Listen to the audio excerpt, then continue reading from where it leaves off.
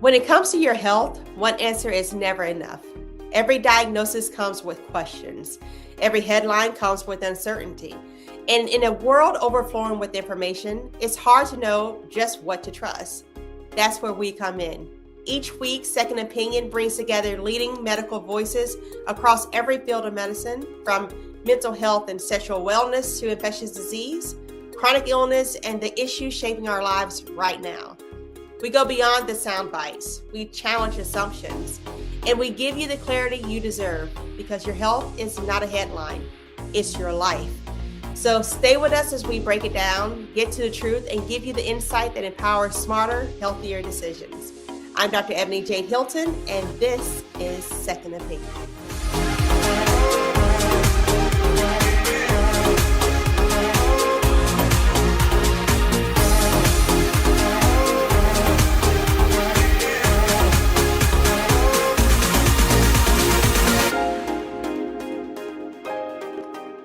Now, up first, Medicaid. So millions of people saw changes in their plans and pricing at the beginning of 2026. With the implementation of the 2025 reconciliation law, many states are cutting funding to Medicaid programs. States will soon begin implementing Medicaid policy changes that may increase the number of people without insurance by 7.5 million in 2034. Joining me now is Adamika Meadows Arthur, CEO of Health Tech for Medicaid. Welcome. Well, hello. How are you? I'm doing well, doing better than our policies right now, right? Oh, yes. Well, I understand that deeply. Right. You know, Medicaid cuts are often discussed as a budget line item, but what do these cuts actually mean for Black families, especially, Black women who are both caregivers and healthcare workers all in the same?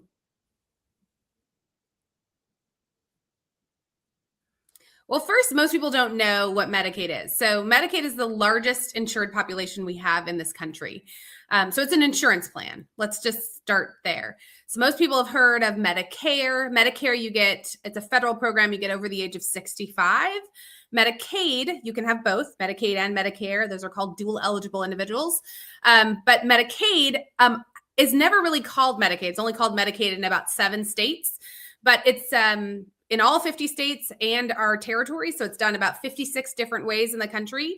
And so, it could be called in Washington State, it's called Apple Care. In California, it's called Medi-Cal. So most people actually don't know that they are on Medicaid in some ways because it's a state and federal partnership. But they truly are on Medicaid. And that's part of the challenge there is that it's called something different in every state because it's a state and federal program.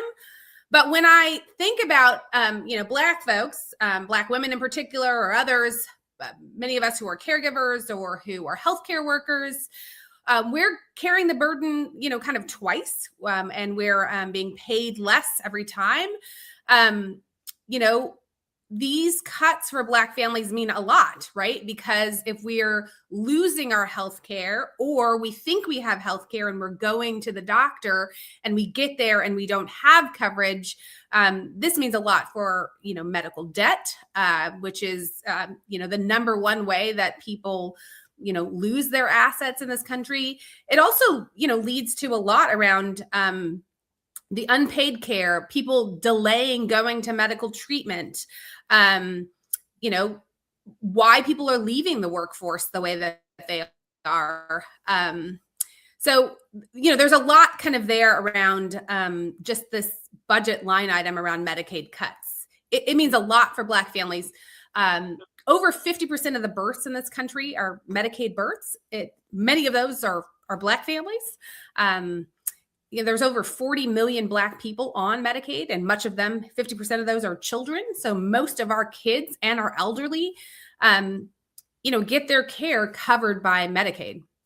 So if it's not just us, it's our, it's our cousins, our parents, our neighbors, our friends. It means quite a bit to our communities. And so what does it mean when they're talking about defunding then, something that has that much weight? What happens when we destabilize both in the workforce and in the insurance coverage that Medicaid provides? Yeah, I mean, it's a double whammy, right? We are overrepresented in Medicaid as Black people. In some ways, that's a good thing when you think about how Medicaid was actually started. It's a beautiful story. You know, Medicaid was started, it's 60 years old. It started in 1965. Medicaid really is the reason for Black doctors to be able to practice in this country. So before Medicaid, most Black doctors had to kind of go in through the colored entrance of hospitals. They were assistants to white doctors. Many Black doctors were kind of bartering tomatoes and potatoes and cabbages for care because a lot of people couldn't afford care.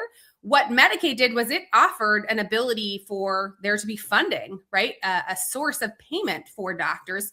And so it was a real lifeline for Black doctors and has continued to be. What this means now is that because we're overrepresented in Medicaid, it's great. It means that we have insurance. But what it means now is we are overrepresented in Medicaid. We're also overrepresented in a low wage health workforce. And so when you destabilize both at the same time, it's not just a healthcare issue, it's an economic justice issue. Medicaid is not just a health insurance plan, it's infrastructure. It holds up our entire community. Yeah. And we keep hearing about work requirements and efficiency. What are those code words for? And what's missing from the conversation when we look at Black workers in home care and nursing and community health roles? Yeah. So let's just step back a little bit and hear what these buzzwords actually mean. So, in July 4th, something passed called HR 1, which some people know as the One Big Beautiful Bill. I continue to call it HR 1. What that did was took $1 trillion cut to Medicaid as a program. Because Medicaid, you have to think of Medicaid as a state and federal partnership, right? That's why it has different names in different states, different services in different states. So each state has a different set of, there's kind of what I would call the federal floor and the state ceiling. So depending on where you live, you may have more services in Medicaid, but you'll never have less than what the federal floor is. So like everyone has a base Medicaid, right? And then some states have much better, service delivery than others.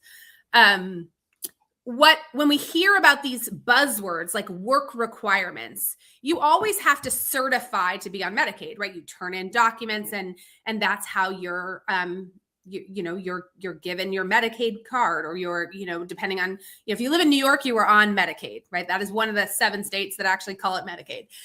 But if you're in Georgia, they call it, Peach program, Peach Health. And, they call it something different in each state.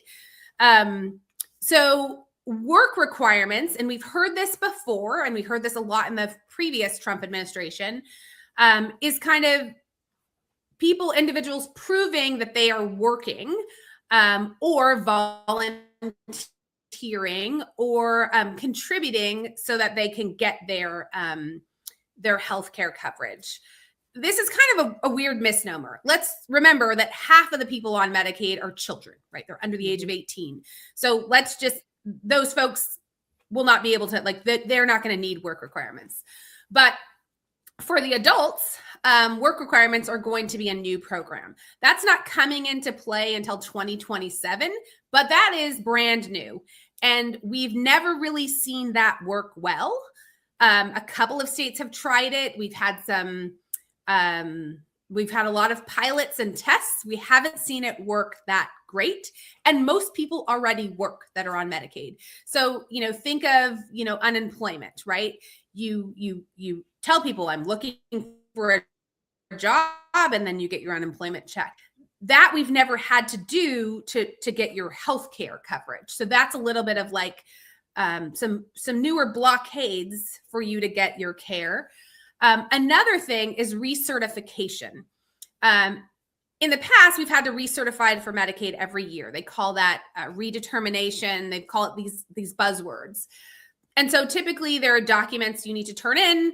They want to make sure, you're still income qualified. Now there are lots of different categories for how people qualify for Medicaid, right? You could be disabled, you can be genetically unlucky, you can be income qualified, and it changes by state. Some states have programs for individuals who have cancer. Some states have programs for individuals who are new entrepreneurs. Like every state has something a little bit different. But what will happen is now folks are having to recertify every 6 months. We've never done that in this country before, and we're not sure how that's exactly going to work either. So a lot of this is like experimentation, but it's experimenting with 80 million people's care, that's a bit scary. Right. It's experimenting with their lives, right? And you may bring up so many different points. You can have, fatigue from having to re-register over and over again every 6 months. But also when you think about work requirements, we know that with Black people, there's a saying that we're the last one's hired, the first one's fired. So what do you do when we are losing jobs across the nation and they're tying that to your healthcare? So with everything happening right now, from elections, inflation, global crisis, this thing can sneak under the radar. But why should Black communities and other marginalized communities, for that matter, see Medicaid as a frontline civil rights issue in 2025? Well, Medicaid's always been a frontline civil rights issue. I mean, I think healthcare has always been a right and a privilege. And in order for us to be economically a part of society, we have to be healthy, right? So that's one of the things I've always said is a part of justice. In order for us to be productive citizens, we have to be healthy so that we can contribute to society. I think you're absolutely correct when you talk about how stressful it is to be thinking about all of the hurdles that are going to happen for you to keep healthcare, not only for yourself, but for your children, for your ill parents, etc. It's a very stressful thing. So we're encouraging new determinants of health for the first time ever. We have this kind of new category, which is like political determinants of health, things we've never seen kind of before. The other thing I will say is that the quality and duration of life will be impacted, not just, and I think people will be delaying care. Some people won't even apply for Medicaid. They don't even want to be bothered with being told no, which we've already, experienced. That's a real travesty where people, are feeling like, I don't even want to partake in the system. As you know, we have a lot of individuals who are feeling that the government is tracking them, or there's, fear of immigration, or all of these other issues that are, wildly a part of the fear mongering that's happening. So when we talk about Black folks and Medicaid, most of us work. We've known this, but we may not have like these traditional 9-to-5 jobs, right? We are home health aides. A lot of us do a lot of unpaid caregiving. Mm-hmm. Is that going to count? Right? We're childcare workers. We're gig workers. We've been helping, Mrs. Jones down the hall. We drive the church van and get seniors, out of their homes. This isn't about laziness, right? It's about wages and support. So I think you have to kind of dismantle this myth that people on Medicaid don't work. Many of them work, and they actually work many jobs. They just cannot sustain a living wage, even with multiple jobs. Right. And with this being the frontline civil rights issue of 2026, if there is a cut, right, if Medicaid is cut even further or weakened even more than what we're seeing now, what does that mean in terms of Black health outcomes, Black wealth, right? Black workforce stability over the next decade? What happens if Medicaid is allowed to fail? Well, unfortunately, Medicaid is failing a little bit. It's getting gutted. I mean, $1 trillion being taken from a system is a lot. And,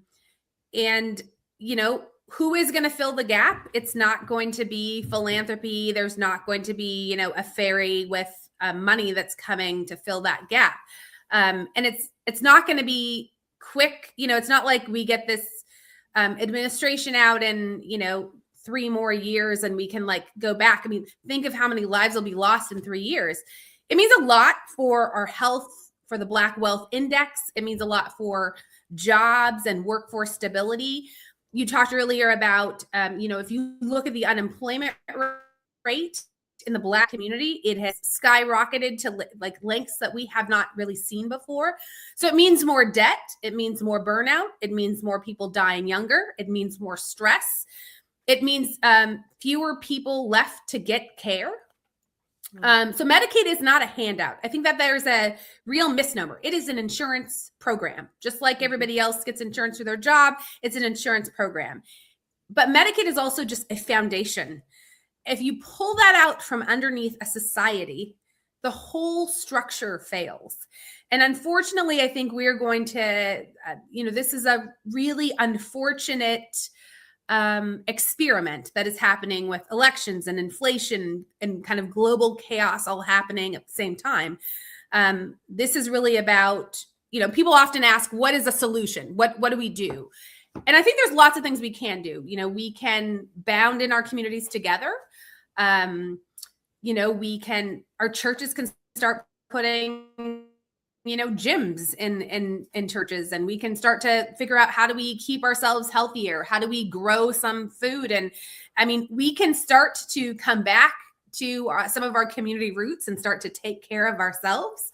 And I think that's what we're going to have to learn how to do as we start to work ourselves through this. I think our Black-led and Black-run CBOs are going to really have to figure out novel and creative solutions to help with this, unique and creative ways that we can help with the work restrictions. And I think we're going to have to advocate. We're going to have to really fight for our lives. And I think that that's a level of fight that we haven't seen probably since 1965.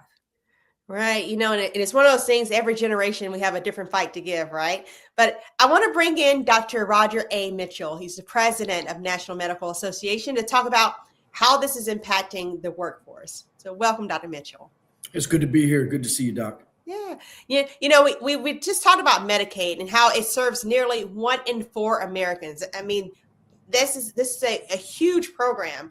But what is its impact on the Black physicians and the sustainability of practicing medicine, particularly in those underserved communities out in the rural areas, as I'm clearly from? How would what impact will we see kind of immediately based on these changes? Well, you said it. Black physicians tend to take care of Black patients. We tend to take care of Black patients in a way that others may not take care of those patients, whether it's in rural communities or urban communities. And as has been said, disproportionately, we're on Medicaid. So Medicaid, we know that there are, like you said, 1 in 4 individuals there on Medicaid. And our physicians are impacted because if you remove Medicaid, if you remove this safety net, it destabilizes the whole system. It creates an environment where there's less patients that can pay for their care and more unsubsidized patients. So what does that mean? It doesn't mean that patients that need care won't attempt to get care. Most individuals, if they're sick, they're going to seek care. They may not seek care in the clinic where they used to. They may not have a primary care provider, so they go to the emergency department. And if they do go see to the clinic, particularly federally qualified healthcare systems, then there may be an opportunity for them to get care, but that care is going to be unsubsidized, meaning it's going to be care that has to be given for free. And so anytime the care is given for free, then that margin for organizations and physicians, hospitals that are safety nets, and physicians that take care of these patients, those thin margins create an environment where they might not be able to pay for a staff member. They might not be able to pay for a particular test that they need to provide. So those razor thin margins create an environment where care delivery is compromised because the care is unsubsidized. And so this is a big issue. It's a big concern for the National Medical Association and for our members, because our members take care of communities that are getting their care through Medicaid. Yeah. And and we over the years we've been seeing this kind of exodus, right, of doctors, Black doctors, having to leave these rural and the low income areas. And what happens in that void? Can you talk to us about the importance of the hospital deserts and what is being left behind with these policy changes, particularly as it pertains to Medicaid? Well, you said it, right? There are hospitals that are closing in our rural communities. There are doctors that are saying, "Hey, listen, I can't afford to be in practice that's heavily subsidized by Medicaid because I can't give the care that I want to give." And that's extremely important, because these are communities, and not just Black communities, but these are poor rural white communities. These are poor urban Black, white, and Hispanic communities where the commercial insurance is not able to subsidize the Medicaid. So let me say it this way. Medicaid already does not provide 100% of the cost of care. It provides anywhere from 30 cents to 40 cents on the dollar. Commercial insurance gives maybe $1.20 on the dollar. And so oftentimes those of us that treat patients that are largely Medicaid or have a Medicaid population are able to subsidize the care for those that are on Medicaid with those that have commercial insurance. So that mixed type of insurance by our patients is important to us. When you start pulling individuals out of Medicaid and now they're uninsured, they're going to continue to seek care. And that is unsustainable in a business model for physicians that have to keep the lights on, have to employ nurses, have to employ techs, have to pay the premiums on their equipment. These are the types of things that puts physicians out of business in areas where physicians are needed the most, and in an environment where there's a shortage of physicians in this country. We should be doing the opposite. We should be investing in our communities. The HR 1 was never a healthcare bill. It was a tax bill. It was a spending bill. It was a bill that they said they had to cut dollars. And because healthcare is the largest spend in this country, obviously was on the chopping block. But if we really wanted to reform healthcare, we would take the time to actually look at healthcare. We are moving down that road in value-based care, making sure that we prioritize prevention, that we prioritize and give increased incentives for screenings and catching disease processes early in the disease continuum, particularly chronic diseases like diabetes and hypertension, but also cancer screenings and making sure that we're catching and ensuring that there's regular cancer screenings. Value-based care really was the road towards decreasing the cost of care in this country, because we know that healthy individuals cost less than sick individuals. Right. But this bill is not doing that. It's really just cutting the process at the knees. Right. It sounds like it's doing actually the opposite of that. And we talk about there's 1 in every 4 Americans that's on Medicaid, right? So oftentimes it has to impact you. It has to land on your doorstep for it to have a driving force for you to care about an issue. So how do we talk to those 3 out of 4 who have commercial insurance, or those persons that's not on Medicaid? How would these changes now impact them, their access, their cost of medicine, their health outcomes? Well, the 1 out of 3 may have a disabled child, right? And that disabled child is getting their support through Medicaid. They may have an elderly individual that is dual eligible. They're not really bringing in any dollars, and they're over 60 years old. So they're getting Medicare and Medicaid, and that Medicare is paying for their prescriptions. Invariably, we have someone in our family that's getting Medicaid. And see, this is the calm before the storm, Doc. This is a calm before the storm, because people aren't really anticipating the impact that it's really going to have. Some people are starting to feel it. because the subsidies are not kicking in yet, and individuals' premiums that are paying on the exchange is going up, and we're seeing it there.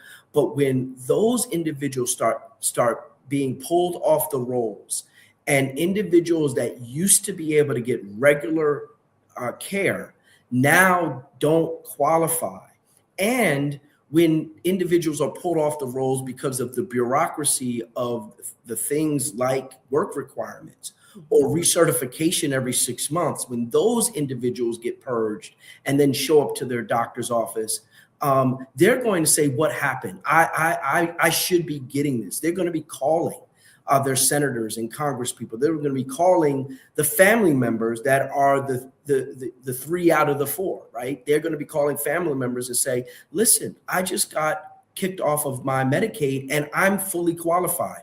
There will be individuals that are kicked off of Medicaid that are fully qualified and then are caught in the bureaucracy of recertification. That's actually built in the calculus of the savings that is being suggested by the HR1. And so it's really going to be devastating. And as a forensic pathologist, I often say that I find failed policy on my autopsy table because individuals are going to die because of their lack of access. And then they're not going to want to go when their disease or injury is preventable or treatable at a lower stage. They're going to be accessing things when the disease is further along. You know, you brought up such great points, how this is impacting patients, how this is impacting the workforce as far as the Black doctors. You know, one of the other things I think about is what are those doctors who are coming up the pipeline, right? Our medical students. With medical school debt climbing, how does Medicaid reimbursement rates and the safety net network factors that play into this pipeline, how does it impact that for them? Are we going to have future Black doctors? Are people going to say, hey, it's not worth the climb when I get there, I can't actually do the work? Well, Medicaid is one of the issues, right? It is a big issue. Medicaid, particularly in safety net hospitals. I used to be the president of Howard University Hospital, safety net teaching hospital, one of the most historic Black teaching hospitals in this country. And because we were over 80% Medicaid, that those dollars coming in paid the doctors, but also paid an environment where we could teach those residents and teach those students. When you start bringing the Medicaid, the actual subsidized amount of patients away from that hospital, then the amount that the hospital can spend on things outside of care that lead to higher quality care, that stuff starts going down. The clinics that we send our residents and medical students to, often in urban centers, rural centers that are high Medicaid population, we send them there to be trained on patients that often have Medicaid. And so if those patients are either not coming or not paying for their visit, then the likelihood that we're going to be able to train individuals at the higher rate goes down. But also in this HR1 bill is this cap on graduate loans, graduate school loans, which affects the medical community. Because if you cap our loans at $200,000 over the period of time that you could take loans, there are individuals that can't afford to go to medical school without loans. We're talking about loans, things that can be paid back over time, low interest loans, because this country at one point thought it was important for there to be diverse classes and diverse groups from socioeconomic, right? Not just Black people or poor, but socioeconomic conditions, as well as race, gender, creed, religion, and sexual orientation to be in the medical profession. Well, with these caps on these loans, it also limits those individuals that can even get a medical education to those that can afford it. I'll say it like this as well. So this Medicaid is the issue. Yes, it's going to decrease the amount of dollars that is going to be available for our training of our trainees as residents and medical students. This cap on funding for loans for medical school. But also the restriction has been removed by the LCME that required for retention and recruitment diverse classes. So now the medical students Medical schools in this country no longer are required to have diverse classes. I went to medical school in Newark, New Jersey. And my Jewish friend that sat next to me, my Italian friend that sat next to me, my Greek friend, my Indian friend, my Asian friend, we all brought a different cultural perspective to how we were learning the medicine. And I have taken that along with what I learned in the science and clinical aspect of my work. I've taken that cultural aspect and feel like a better rounded physician because of that. And I'm sure you had that same experience. So what we're seeing today is really an upheaval of the entire medical practice, and it's going to affect Black and brown people the most. Yeah, and it's one of those unfortunate things. What we know is that representation matters. We know that outcomes are literally better, whether that's surgical or medical outcomes, when it comes down to race concordance and situational cultural concordance. So, I just want to thank you, Dr. Roger Mitchell and Adamika Meadows Arthur, for this important dialogue. I'm sure people now know that calling their representatives and seeing how we can start to try to right this correction is going to be paramount moving forward in the future. So I thank you both. New studies are showing that colon cancer is on the rise for people under the age of 50. Coming up next, we explain why.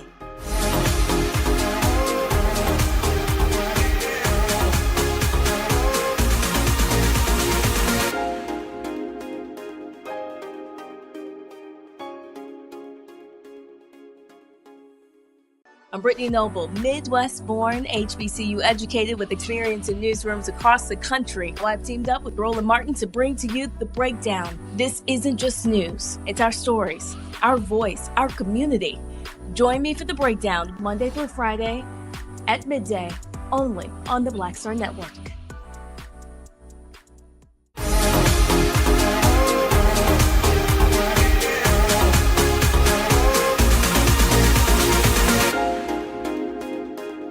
In 2020, Black Panther actor, In 2020, Black Panther actor, why can I say that? Start over. Okay. In 2020, Black Panther actor Chad Boseman shocked the world when he died of colon cancer. This is a 43-year-old who kept his stage 3 diagnosis private while continuing to film on the big screen. His death shocked us all, but it also heightened awareness around this illness. And now, recent studies reveal that colon cancer deaths are on the rise for people under the age of 50. In fact, by 2023, colorectal cancer became the leading cause of cancer death for Americans under 50, surpassing breast, surpassing lung, and surpassing other cancers. Joining me now is Dr. Nadia Sanford, a gastroenterologist who is extremely passionate about colorectal cancer screening. Welcome, Dr. Sanford. Hi, thanks so much. Yeah. So let's start with the basics. What is colon cancer and what are the symptoms that people should look out for? So colon cancer usually starts out as something innocuous like a polyp. So it's a small growth in the colon years before you would even see it turn into a tumor, which is basically an 8 to 15 year process going from a small, tiny little polyp that could grow into a tumor. It is the third most common cancer and the second leading cause of cancer death. But it is one of two preventable cancers if people do their appropriate screening, the other being cervical cancer. And what age group or sector of population is typically impacted by colon cancer? Well, as you've alluded to, we've kind of shifted our focus on the younger folks. Before 15, 20 years ago, it was something that was seen in 55, 60-year-olds, which was why initially the screening age was age 50. The older you get, the more propensity you have to have these polyps, and then the more propensity that if you don't have your age-appropriate screening, that these polyps can turn into a cancer later on. Yeah, it's one of these things that it does seem scary to hear how young people are. We had actor Chadwick Boseman, only 43 years old. And earlier this year, we saw a 35-year-old beauty queen out of California die from colon cancer. So why are we seeing colon cancer impacting more and more younger people? What's happened? Yeah, it's keeping us up at night. It is a shift. It seems like folks born after 1990, we are seeing this happen more often. And unfortunately, when we catch it, it's more at an advanced stage. We don't know why. Of course, we don't know why. We're still trying to kind of pick this up after being recognized over the last several years. We actually just changed the screening age from 50 to 45 a few years ago after seeing this trend upwards. There's some thought processes as to why. Diet, ultra processed foods, red meats, especially if they are well done. The question is if those carbons, the well done, that little char that you're seeing, if that can cause some problems in terms of altering the DNA in the colon. There's something called the microbiome in your intestinal tract that is good bacteria as well as bad bacteria. And some of these bacteria can also be altered that potentially could be playing a role in terms of these earlier cancers. But again, it's scary. It's 1 in 5 people under the age of 50 are going to be these new diagnoses of colon cancer. Yeah, and we said we changed it from 50 to 45, but Chadwick was 43. The beauty queen was 35. Why are we waiting so late for testing? Should this be pushed even further back? Well, the problem with that is cost effectiveness. So, of course, our healthcare system has its pluses and minuses, and we have to look at what is cost effective for the system as a whole. They'll do what are studies for cost effectiveness and kind of test each age and the incidence or how often this cancer is happening to come up with an age. And unfortunately, right now, we're not to the point where it is cost effective to screen any earlier than age 45. Now, remember, we're talking about average risk screening, meaning that there's not a family history or genetic issues. That age changes in terms of how quickly we start the screening process in those folks. You talked about ultra processed foods, and we're now seeing studies that link the number of alcoholic drinks that a person consumes to colon cancer. So what are you seeing in your research in that arena? So that study just came out this month about if you do more than 2 alcoholic beverages a day, that may increase your colon cancer risk, especially in the folks that are younger. Again, not knowing the specific reason why, maybe there's an effect on the microbiome from the alcohol. Also, there may be an effect from metabolites from the alcohol when your liver breaks the alcohol down that may affect the DNA in the colon and also contribute. And you mentioned earlier that, this cancer, colorectal cancers in particular, are actually pretty treatable, right? If we catch these earlier. But studies are showing that colorectal cancers have seen a 1% increase in deaths every single year since 2005, while the mortality rate of every other type of cancer has decreased. Why do you think that is? Well, part of this is, again, we're talking about the younger folks, and so they don't think that this is going to happen to me. And so some of these symptoms that they are experiencing that may be warning signs in somebody 50 and over, they just kind of, say, well, this is not anything, it's hemorrhoids or it's something else. And so unfortunately, by the time we get to them, it's advanced. If we can catch colon cancer at stage 1 or early, it's 90% or greater curative. So the earlier we get to it, the better your chance for cure is. But again, with folks not being cognizant of what to look for, symptoms to look for, your change in your stools, the size of the stools, not just rectal bleeding, abdominal pain, bloating, unintentional weight loss. If they're not looking at that and going to see a doctor to get referred for that, then it gives us a lag time in terms of trying to kind of do the diagnosis and do the appropriate therapy afterwards. And so if persons have those symptoms, if they have changes in their stool pattern, right? If they have different colors, bright red blood, if they see some darkness to their stool, should they go in to get a colonoscopy? Will insurance actually pay for that? How do they get their doctors to actually write that prescription for them? So again, we're all cognizant of what's going on with the shift in age.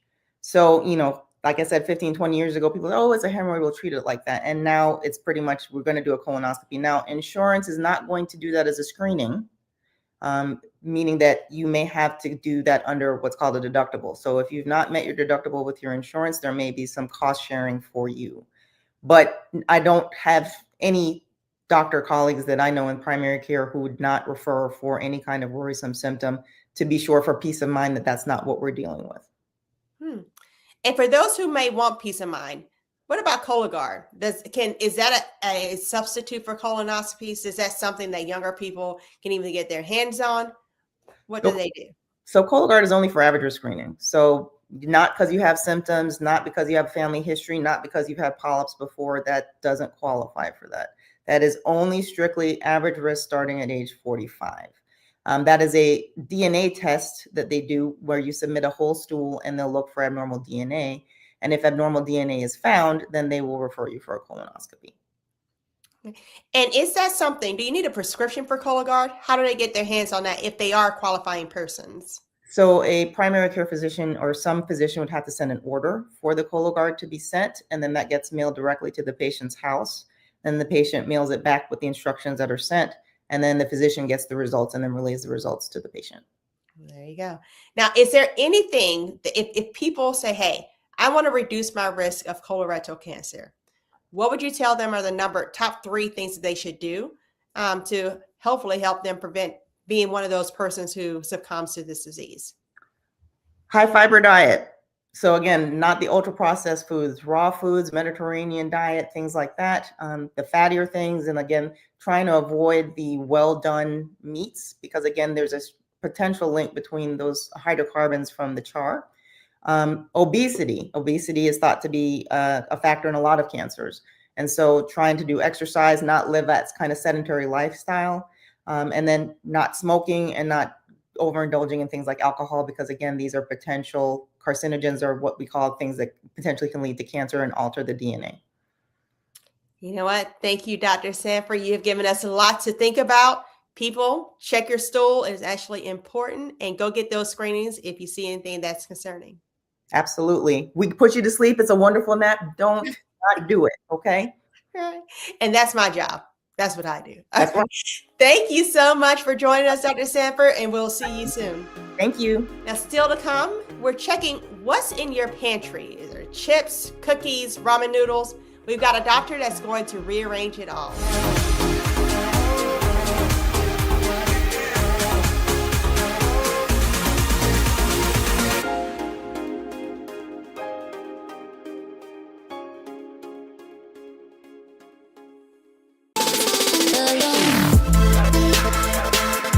Hey y'all, welcome to The Other Side of Change, only on the Black Star Network and hosted by myself, Bria Baker, and my good sis, Jamira Burley. We are just 2 millennial women tackling everything at the intersection of politics, gender, and pop culture. And we don't just settle for commentary. This is about solution-driven dialogue to get us to the world as it could be and not just as it is. Watch us on the Black Star Network, so tune in to The Other Side of Change.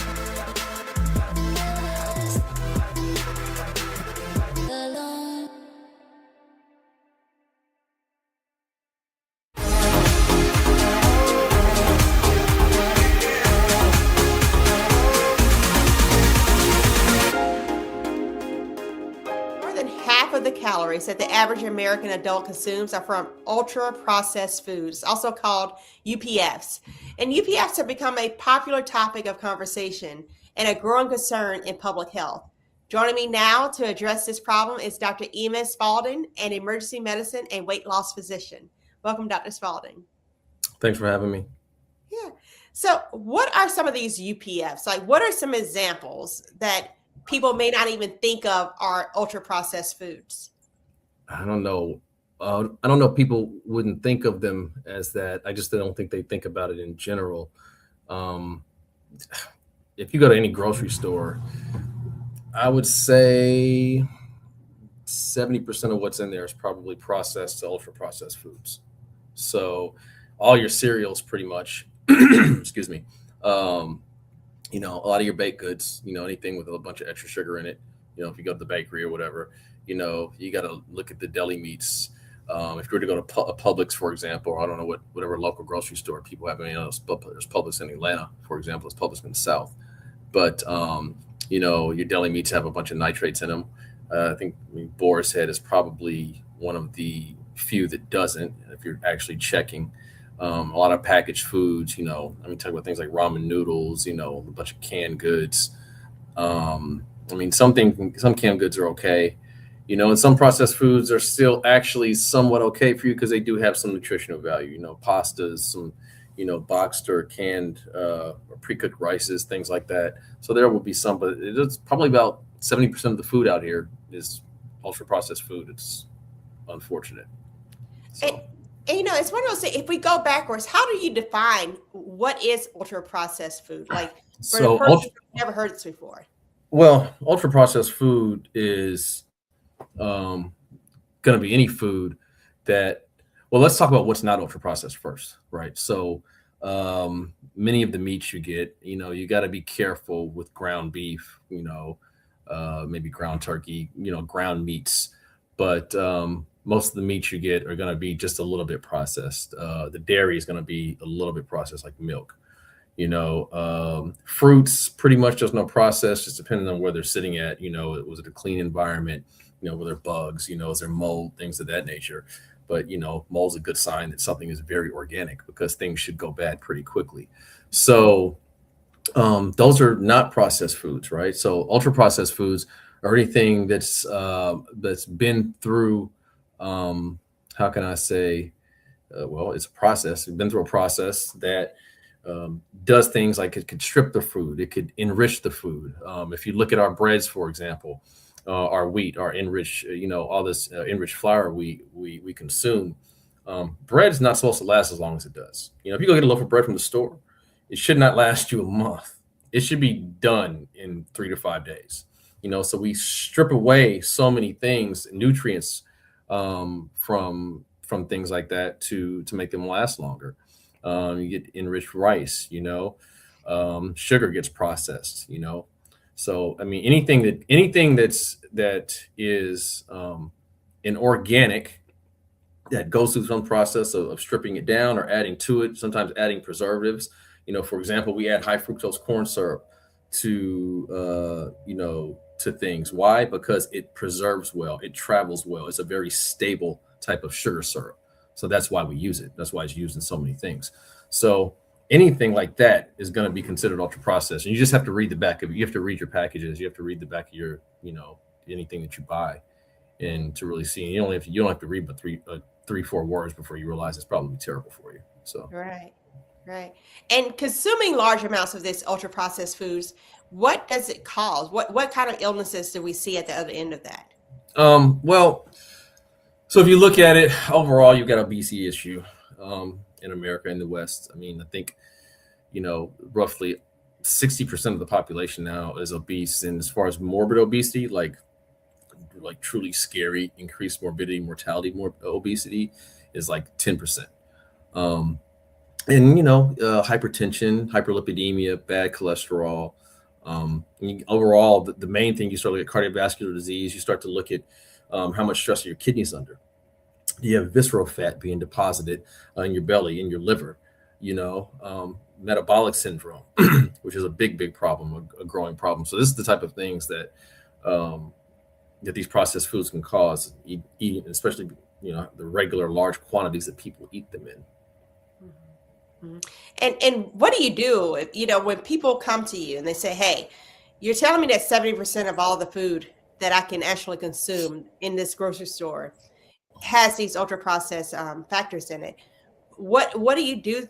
What can I do? Well, processed to ultra processed. Yeah. Right. So what do you tell patients who say, hey, I'm tipping the scale. I know I should not be eating this, but I have nothing else to eat. What can they do to help themselves? Well, obviously admitting yourself there's a problem is a good step, is the first step.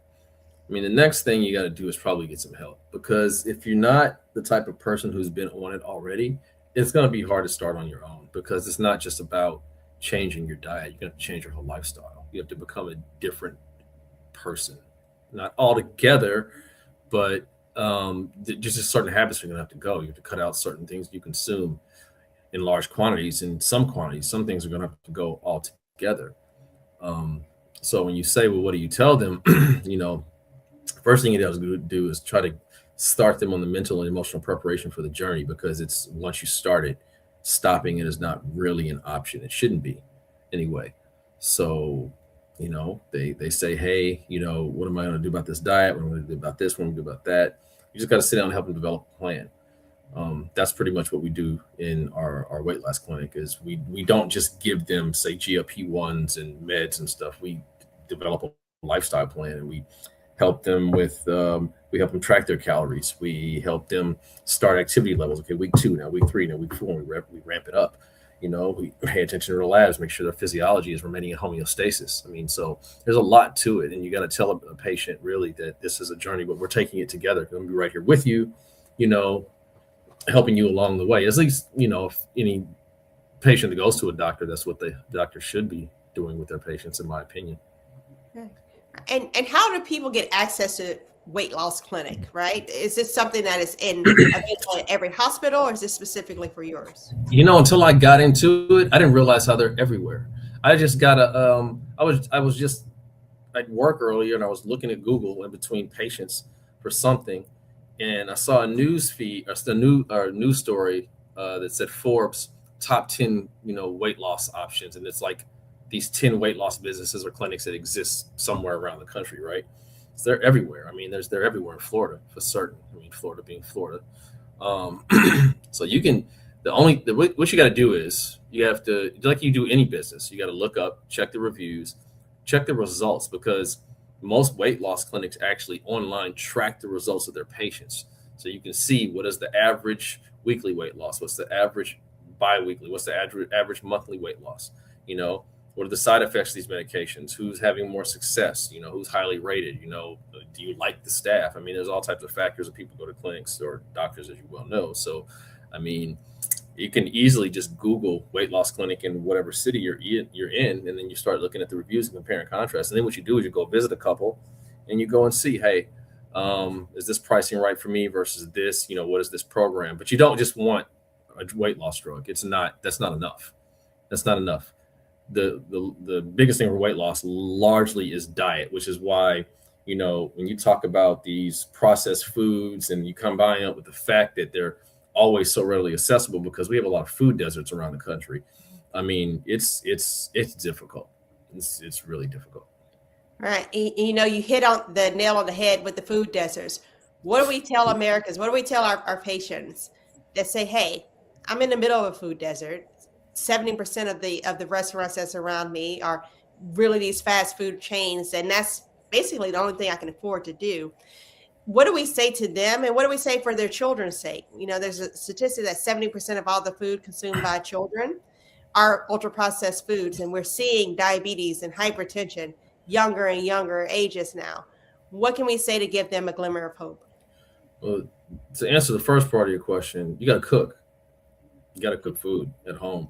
I mean, honestly, if you look at it, let's say you buy a package of, chicken, like thin cutlets of chicken or something like that. And then let's say you buy, some green beans or broccoli, and then you buy some starch. You can buy a bag of rice or some potatoes. That's going to cost you probably, let's see, the average price of chicken back then about $12, and then the green beans about another 20. So, and then the potatoes is about a 7-pound bag of potatoes. So you're looking at about $30-something, right? The average fat, and that's if you take that meal, if you took that food, you could eat on that all day, right? For the whole day, you could eat on that. If you go eat at a fast food spot, okay, if you do that 3 times a day, not only are you going to be paying the exact same amount, if not a little more, you're going to be eating the most unhealthy stuff on the planet, and you're going to be washing it down with some sort of soda or something terrible that's got 50 grams of sugar per serving, which is right. Crazy. So you're going to have to start cooking. So the second part of your question is parents need to be parents. Mm-hmm. That's it. Like that's full stop. That's kids don't control what they eat to a large degree. Your parents do. Well, whatever you put in the house, they'll eat or they won't eat. But you don't have to have all the badness. You don't have to have all that. It's okay to have that stuff every now and again as a treat. That's fine. Your body can deal with it from time to time. But you shouldn't be snacking on Pringles every day and candy every day and whatever chips and cookies, whatever cakes. It's a bad idea. Bad idea. They say if it's not in the pantry, it's not in your mouth. And it's one of the things we have to start to face and say, hey, do I need to buy this right now? And make just different choices. It's difficult. Mm-hmm. I know it is very difficult, but it can mean the difference in a long life and a long, healthy quality life. So That's true. we thank you, Dr. Spalding, for your words of wisdom, and we look forward to having you back. You're welcome. Thank you. Thank you for having me. Do you snore? Or do you have episodes where you wake up gasping for air? Are you constantly waking up in the middle of the night? Are you tired throughout the day? Well, we've got some help for you. Stay with us.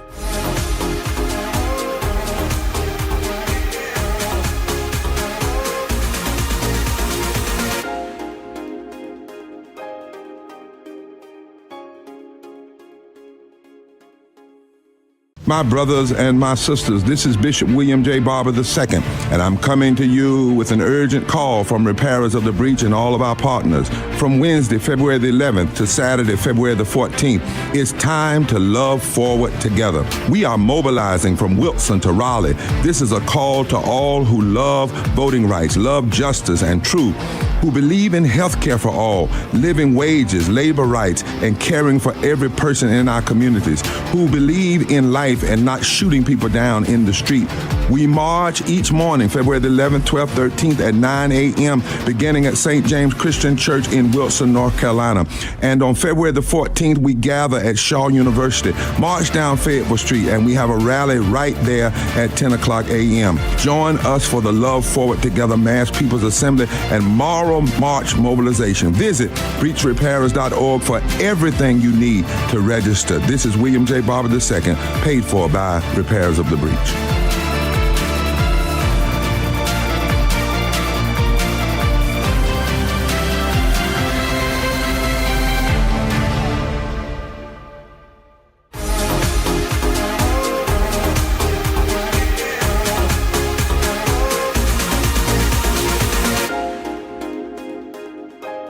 Are you getting a good night's sleep? If you have loud snoring, restless nights, or wake up gasping for air, you may have sleep apnea. Interrupted sleep impacts nearly 30 million people, according to the American Medical Association, yet only 6 million people are actually diagnosed with sleep apnea. Joining me now is Dr. Joy Fremont, owner of Fremont Dental, Orthodontic, and Sleep Treatment. Welcome. Thank you. Welcome to you. I'm glad you're here with me because I'm here with you. I'm a little sassy, so give me a little second. And I like the sassiness because you are talking about something that, like we said, it's impacting millions of people. And people need to know what is this diagnosis of sleep apnea? Like, does everyone not snore a little bit? Is that a major problem? Well, snoring is very common, and as you probably grew up, you knew of someone who snored and you thought it was kind of funny. Even now, a light little snore is cute. So most people do snore just a little bit, but sleep apnea is actually defined as stopping breathing when you sleep, holding your breath. And as a doctor, we actually define it as holding your breath for at least 10 seconds. So those people that do it repeatedly over and over each night, every hour, anytime more than 5 times per hour is considered sleep apnea. So if you hold your breath 10 seconds and keep doing that over and over and over again, then you have sleep apnea. Now, here's the question I think a lot of our viewers may say. If I'm sleeping, then how do I know? Right? So right. How are people being diagnosed with sleep apnea? There's only one way to actually be diagnosed, and that's with the sleep study. No, you can't wear your smartwatch and they can tell you, you're sleeping fine. Now, sleep apnea is diagnosed primarily by you going to your doctor with symptoms. People are going to have symptoms if they have sleep apnea. The main symptom is excessive daytime sleepiness, that you're tired throughout the day. Even though you might be sleeping, you might not know if you're snoring. You've been with somebody or someone's been with you who has heard you snore. Even a light snore or a loud snore that wakes the whole house up. That's a problem. So it's more than just a snore. Even if you have high blood pressure, I said earlier, you're tired throughout the day, you have morning headaches, that's a huge risk factor. If you happen to have diabetes, if you have hypertension, the list can go on and on. The main thing is if you have any kind of symptoms that don't feel normal, you have to go see your doctor. However, a lot of times they mask it, especially in African-American women. Oh, I'm just tired. It's not a big deal. I'll get over it. And your body ends up overcompensating for this, but you actually do have sleep apnea. No, you're not just tired. Something's happening that's keeping you from sleeping throughout the night. And unfortunately, sleep apnea is very deadly. And when you mentioned that part, I think that's going to perk some people's ears. When you say that it's actually deadly, that it's not just say, oh, you're snoring and it's making a loud noise. What is the deadly part about it? What does it do? So what happens if you keep holding your breath and you hold your breath for at least 10 seconds, your heart is not getting the oxygen. The reason I'm so passionate about this is because my father actually died from an episode of sleep apnea. My dad was a physician. I always say, Dad, I knew you knew better. You know, growing up, I heard him snore. I thought it was funny. Oh, my dad's snoring. But eventually, as time went on, sleep apnea and lack of oxygen to your heart just puts a beating on your cardiovascular system, and your heart can't sustain that. So when you're sleeping, your whole body is supposed to be calm and it's supposed to be at rest. But when you have sleep apnea, unfortunately, your body wants to live. So it does whatever it can to wake you up. Your heart starts beating really fast. People start to sweat in their sleep. They wake up coughing or gasping for air. People have to use the restroom over and over because your body's doing whatever it can to make you so uncomfortable to wake up so you can breathe. And unfortunately, keep doing that over and over and over again at night, then you're tired throughout the day. So those symptoms end up adding up and adding up and adding up. And eventually you have a heart attack when you're sleeping. You have a stroke in the middle of the night. So people who are 30, 40, and 50-year-old and they're just dying in their sleep, they're not just dying in their sleep. Something is happening that's causing them to die in their sleep. Wow. For one, condolences to you and your family to hear about your father. That is, how do we prevent that from happening to be in someone else's story? Like, what can people do to treat sleep apnea? So there are 3 ways to treat sleep apnea. First of all, you have to get a sleep study. I say this to all of my patients. Do not let anyone tell you by looking at you that you do not have sleep apnea. Gone are the days of saying, oh, you have to be an overweight man to have sleep apnea. People can get it all shapes, sizes, color, anything. It doesn't really matter. Just depends on you getting a sleep study. Once again, not your Apple Watch.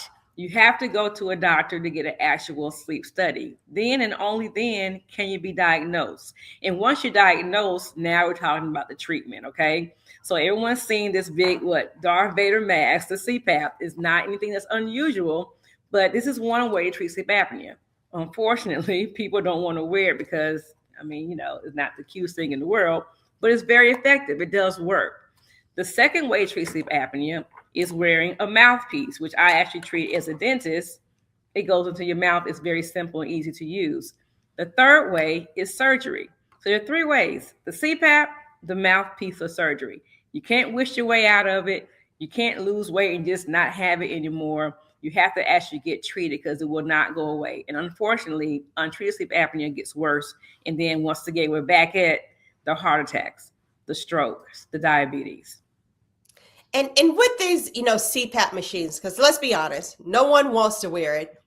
Most time patients, when they come in, they say it's just so uncomfortable for one, but also that it's not the most sexiest thing. If you're talking about someone in their 20s and 30s who has sleep apnea, they have to go on a date with someone and bring them back home to a CPAP machine. They may be hesitant to actually do that, even if they knew it could save their life. So how do you make it more of a palatable thing, for lack of a better word, for people to wear this CPAP machine? Is there something now down the pipeline that can be a little bit more user-friendly? Well, the pipeline is here right now. There are different ways. And what I always try to impose on my doctors that are treating sleep apnea is let the patients understand there are more ways than just to wear the CPAP. Like I mentioned earlier, the mouthpiece or the custom oral appliance. We make this in our office. It's custom made just for you, and it goes in your mouth. This is it. This is the entire thing. But what it does is actually moves your jaw forward to allow more air to come in so you can breathe your own air and not have to wear the mask overnight.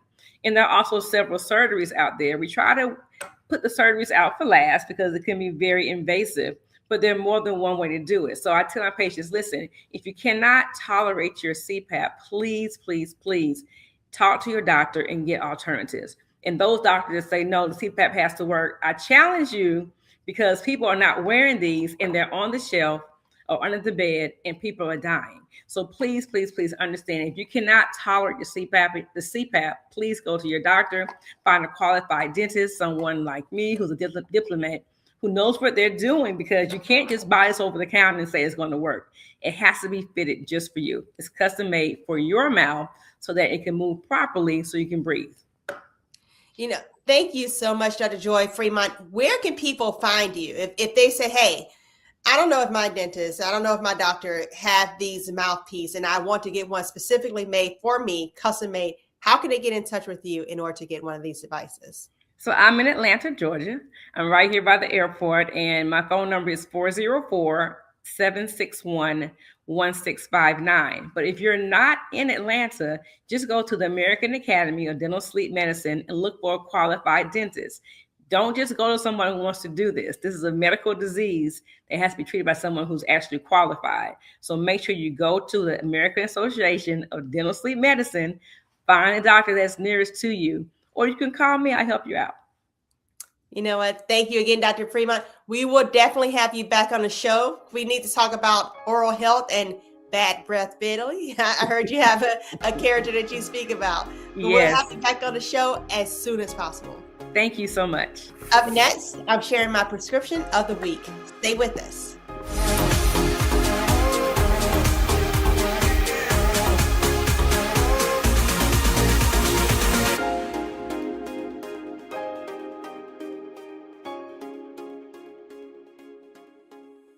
They said the quiet part out loud. Black votes are a threat, so they erased them. After the Supreme Court gutted the Voting Rights Act in 2013, Republican legislatures moved fast. New voter ID laws, polling place shutdowns, purges of black voters from the rolls. Trump's Justice Department didn't stop it, they joined in. In 2018, his DOJ backed Ohio's voter purge system, a scheme that disproportionately erased black voters. Their goal, erase black votes and political power. Yeah, that happened. These are the kinds of stories that we cover every day on Roland Martin Unfiltered. Subscribe on YouTube and download the Black Star Network app. Support fact-based independent journalism that centers African Americans and the issues that matter to our community.